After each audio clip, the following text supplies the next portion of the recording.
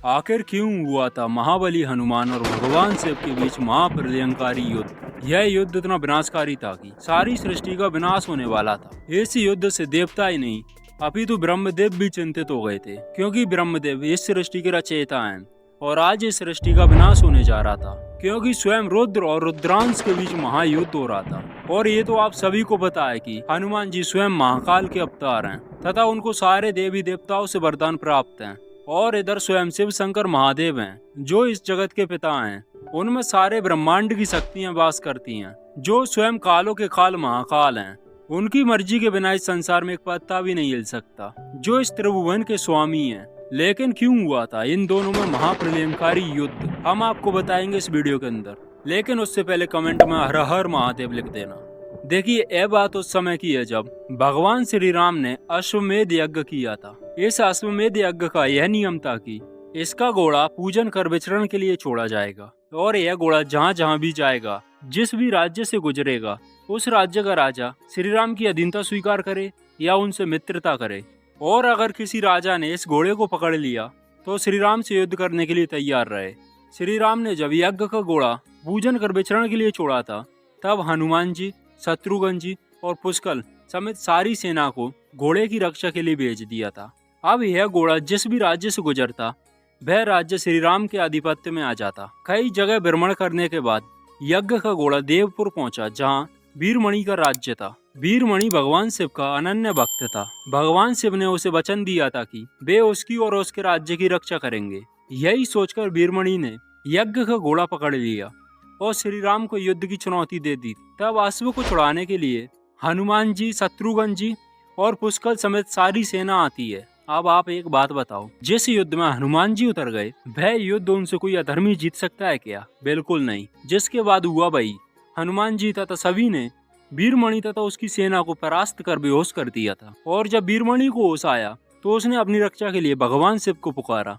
अपने भक्त की पुकार सुन भगवान शिव ने वीरभद्र तथा नंदी समेत सारे शिवगणों को भेजा, जिसके बाद उन सभी में महाप्रलयंकारी युद्ध होता है, जिसमें वीरभद्र ने पुष्कल का वध कर दिया था तथा शत्रुघ्न को मूर्छित कर दिया था। और इधर नंदी जी ने श्री राम की सेना को परास्त कर मूर्छित कर दिया था। अब सिर्फ हनुमान जी बचे थे, जिसके बाद हनुमान जी, वीरभद्र और नंदी जी में महाप्रलयंकारी युद्ध होता है। देखिए, वैसे तो वीरभद्र और नंदी जी तथा हनुमान जी भगवान शिव के अंश हैं, सभी में असीमित शक्तियां हैं, लेकिन हनुमान जी में भक्ति की शक्ति थी। वे श्री राम के लिए कुछ भी कर सकते थे। जिसके बाद हनुमान जी ने वीरभद्र और नंदी जी को पराजित कर दिया था और अब वे वीरमणि का वध करने वाले थे। तभी वीरमणि ने भगवान शिव को पुकारा, जिसके बाद स्वयं शिव शंकर महादेव युद्ध करने के लिए आ गए थे।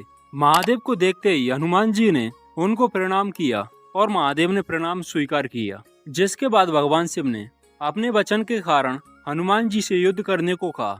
आपको बता दें कि हनुमान जी भगवान शिव के पुत्र, भक्त और शिष्य भी हैं, जिस कारण वे उनसे युद्ध करना नहीं चाहते थे, पर श्री राम के कार्य के लिए उनको युद्ध करना पड़ा। जिसके बाद होता है हनुमान जी और भगवान शिव में महायुद्ध। दोनों एक दूसरे पर अपने अस्त्र शस्त्रों से प्रहार करते हैं, लेकिन हनुमान जी भगवान शिव से थोड़ी जीत सकते हैं और हर बार पराजित हो जाते हैं। लेकिन भगवान शिव उनको प्रेरित करते हैं और युद्ध करने के लिए कहते हैं। जिसके बाद उन दोनों में महाभयानक युद्ध होने लगता है, जिससे सृष्टि का विनाश होने लगता है। भगवान शिव ने अपने कई अस्त्रों से प्रहार किया, जिनका हनुमान जी ने सामना किया, लेकिन अब भगवान शिव ने अपने पशुपतास्त्र का प्रयोग किया।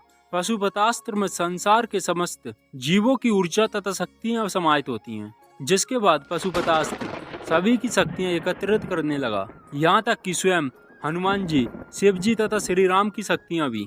जिसके बाद भगवान शिव ने पशुपतास्त्र को हनुमान जी पर चलाया, जिसे हनुमान जी अपने मुख में धारण करना चाहते थे, लेकिन यह महाविनाशक अस्त्र था। इसी कारण माता पार्वती से यह देखा नहीं गया और उन्होंने पशुपतास्त्र के प्रभाव को कम कर उसे समुद्र की तरफ भेज दिया था। जिसके बाद भगवान शिव माता पार्वती को समझाते हुए कहते हैं कि हनुमान मेरा शिष्य है, मेरा भक्त है तथा मेरा पुत्र भी है, इसीलिए इसकी परीक्षाएं भी कठिन है, इसीलिए आप बीच में ना आइए। और अब भगवान शिव हनुमान जी से मल्ल युद्ध करते हैं, लेकिन हनुमान जी भगवान शिव पर प्रहार नहीं कर रहे थे। तब शिव जी हनुमान जी को प्रेरित करते हैं और उन पर प्रहार करने के लिए कहते हैं। जिसके बाद हनुमान जी ने भगवान शिव पर अपनी पूरी शक्ति से उनकी छाती पर प्रहार किया। जिसके बाद सभी को ये लग रहा था कि अब महाकाल को क्रोध न आ जाए, लेकिन भगवान शिव क्रोधित होने की जगह हनुमान जी से प्रसन्न हो जाते हैं और हनुमान जी से कहते हैं कि पहली बार तुमने अपनी पूरी शक्ति से मुझ पर प्रहार किया है, जिससे मैं अत्यंत प्रसन्न हुआ हूँ। और जो मुझे प्रसन्न करता है वह मुझसे वरदान मांग सकता है। मांगो, क्या वरदान मांगना चाहते हो? एक की जगह 2 वरदान मांग लो, बस युद्ध समाप्त करने के अलावा। जिसके बाद हनुमान जी वरदान मांगते हैं कि जब तक मैं हिमालय से संजीवनी बूटी लाकर पुष्कर को जीवित तथा सभी को स्वस्थ नहीं कर देता, तब तक आप इन सभी की रक्षा का वरदान दीजिए। जिसके बाद हनुमान जी संजीवनी बूटी लेने चले गए थे और इधर वीरमणि ने श्री राम की सेना को खत्म करने के लिए उन पर अग्नियास्त्र का प्रयोग करना चाहा, लेकिन भगवान शिव ने उस पर प्रहार किया, जिससे वह धरती पर गिर गया और उठ भी नहीं पाया। तब शिव जी ने कहा कि मेरे प्रहारों को हनुमान के अलावा कोई सहन नहीं कर सकता, अब ऐसी भूल मत करना। जिसके बाद हनुमान जी संजीवनी बूटी लेकर आ जाते हैं और सभी को स्वस्थ कर देते हैं। जिसके बाद हनुमान जी भगवान शिव को धन्यवाद करते हैं। तब भगवान शिव कहते हैं कि तुम्हारा वरदान पूरा हुआ, अब युद्ध करो। जिसके बाद भगवान शिव हनुमान जी पर प्रहार करते जाते हैं। यह सब देखकर शत्रुघ्न जी को क्रोध आ गया और उन्होंने भगवान शिव पर ब्रह्मास्त्र चला दिया, जिसे भगवान शिव ने अपने मुख में धारण कर लिया और नटराज अवतार लिया। लेकिन अब भगवान शिव को क्रोध आ गया था और वे अपना तीसरा नेत्र खोलने वाले थे। तभी वहाँ पर भगवान श्री राम आ जाते हैं और शिव जी की वंदना करने लगते हैं, जिससे भगवान शिव प्रसन्न हो जाते हैं और उनका क्रोध शांत हो जाता है। जिसके बाद श्री राम उनको प्रणाम करते हैं, वो भी श्री राम को प्रणाम करते हैं, क्योंकि दोनों एक दूसरे के आराध्य थे। जिसके बाद वीरमणि भगवान शिव से कहता है कि आप इनको प्रणाम क्यों कर रहे हो, इनसे युद्ध कीजिए। तब भगवान शिव कहते हैं कि मैं इनसे युद्ध अवश्य करूंगा, लेकिन जब आप मुझे बताओगे कि श्री राम कहाँ पर हैं। जिसके बाद वह श्री राम की तरफ इशारा करता है, तो श्री राम में उसे महादेव की छवि नजर आती है। और वह शिव जी की तरफ देखता है तो शिव जी में श्री राम की छवि नजर आती है।